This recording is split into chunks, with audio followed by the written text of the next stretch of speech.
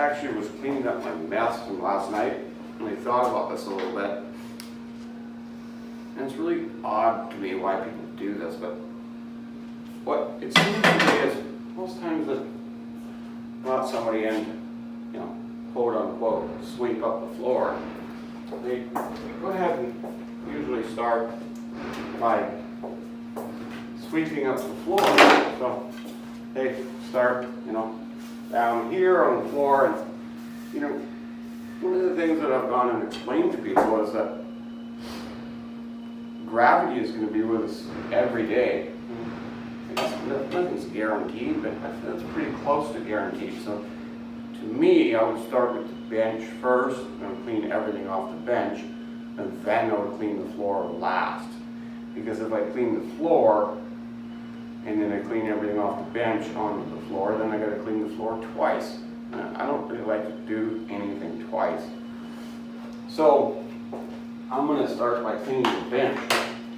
And cleaning the bench, to me, doesn't mean that we're going to start sweeping in amongst these tools with this junk all over the place. That's not what we're going to do.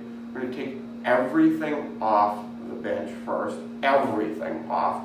We're going to sweep the bench off, and then anything that we might want to put back on here, we're going to put it back on in a nice, organized fashion. Okay? Okay, I'm starting to make some headway here.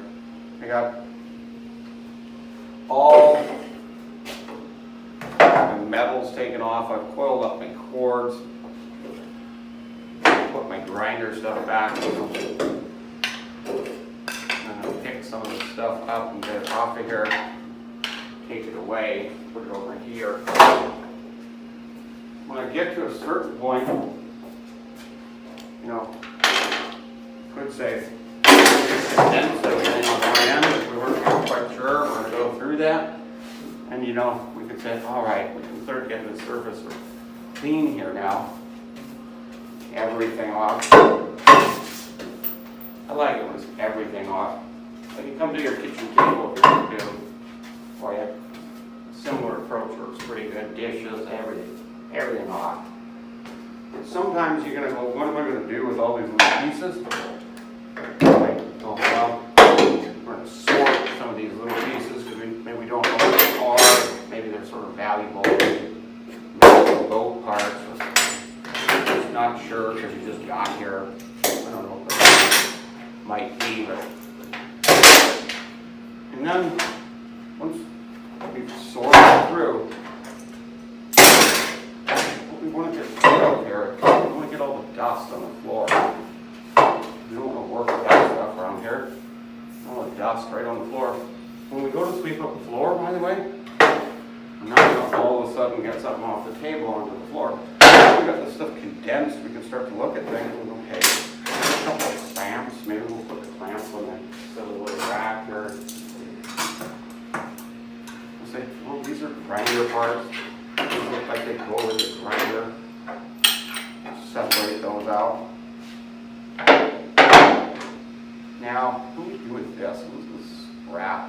Is it aluminum? We're going to keep that because we're going to get thousands of pounds of little pieces.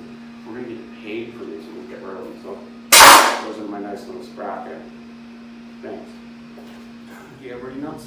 Now that my bench is clean, I'm happier about things. I'm not going to start another project without cleaning up a little bit first. And I'm certainly not going to sweep the floor until I've cleaned up the bench, so the little work table. The first thing we do is clean this, then we clean the floor, not the other way around.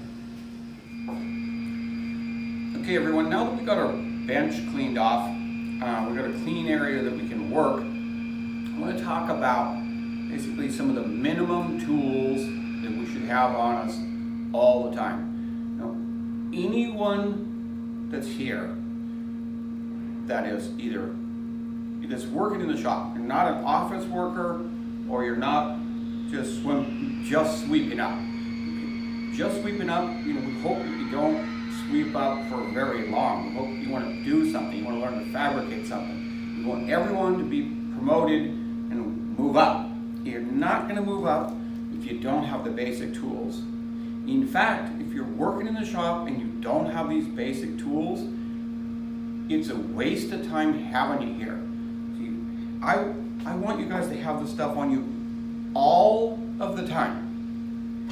You need a pair of glasses, okay? You know, we have tons of these things, and if you're walking around, you go to use a tool and you don't have the glasses, you know, so put them somewhere. Put them, I don't know. You probably want something a little better than the skinny jeans to work into. You want to move up to a pair of, you know, things with some more pockets. You need a pair of glasses. You also need a Sharpie. You know, these might be worth $1 and you leave them at home all the time. Whatever. If you don't have a Sharpie, you can't mark anything. You can't mark anything. You know, you can't write something down. You can't make yourself a list of pieces you need. You're useless if you don't have a Sharpie. I want you to have a Sharpie all of the time. Also want you to have a tape measure, okay? Now, not every tape measure is created equal. Do not get the cheapest tape measure because they're junk. We don't really want the Chinese Ryobi $1.99 center. We want something halfway decent. It's not an expensive item. It's probably $15 or $20, I don't know. It's a 30-foot Stanley Fatmax. I like it because I can measure a lot. You know, at least a halfway decent 16-foot tape or 25-foot tape, because you can't measure anything. And if you can't measure anything, you can't do anything. So I'm going to have that thing on me all the time. And the next thing I want to have is a deburring tool, okay? This little thing, by the way, it's got a little thing on the end so we can put extra tips in it. So don't have one of these things without having the extra tips in the end of it. This little tip spins around. And okay, we use that to deburr metal with, and you've seen me doing that in some of the other videos. One of these should be on your person all of the time. And even if you work in shipping and receiving, you should have a tape measure, a Sharpie, glasses. And the other thing that's real nice about this thing is I can hold my Amazon box with it, and I'm not going to cut something because it has a little ball on the end. It doesn't cut. Even nice if you're opening your new jeans that you got on Amazon. Have one of these deburring tools, put it in your pocket, and if I ever see it in the shop without it, expect me to be disappointed in you. The next thing is, you need a pair of pliers, okay?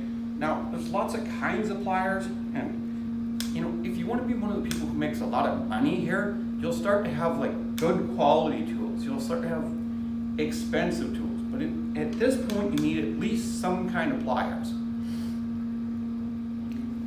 I always seem to digress here, but talking about deburring tools, I just happened to get one of these. These are from one of my, you know, older, better employees, and this deburring tool is worth about $15 or $20. And this one, I don't know where our purchasing is getting them from. They're cheap garbage, and I don't know what we're paying for it. It's junk. It's made in who knows where, but somewhere where they don't make anything any good. We should get better ones. This one, it's got a bigger shank. Just a little bit heavier duty, costs a little more money. I'm okay to spend a couple more dollars to have something good. We'll buy some more of these. In the meantime, make sure you at least have one. We're moving over to pliers here. Maybe quite a few of you guys don't know what pliers are. These are channel locks, okay? Now channel locks, I bought this whole set. Channel locks are not pliers. They are like, people call them water pump pliers or whatever else.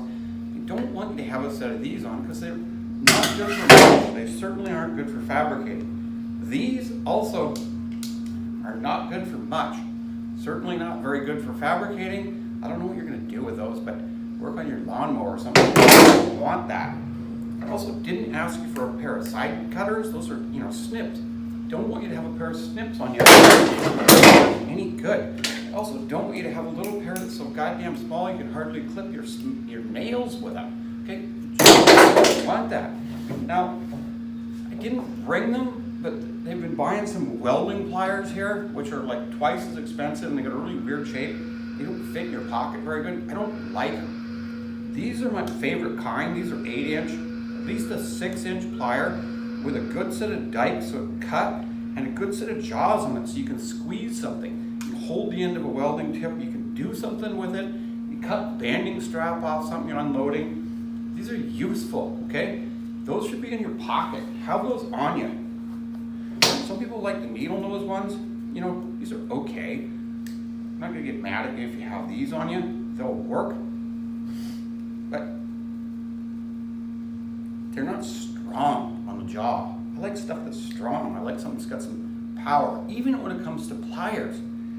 Regardless. Tape measure, glasses, Sharpie, and by the way, I have 2 colors of Sharpies. Maybe 2 colors of Sharpies. A pair of pliers and deburring tool. If you don't have that on you the next time I see you, I'm going to be disappointed.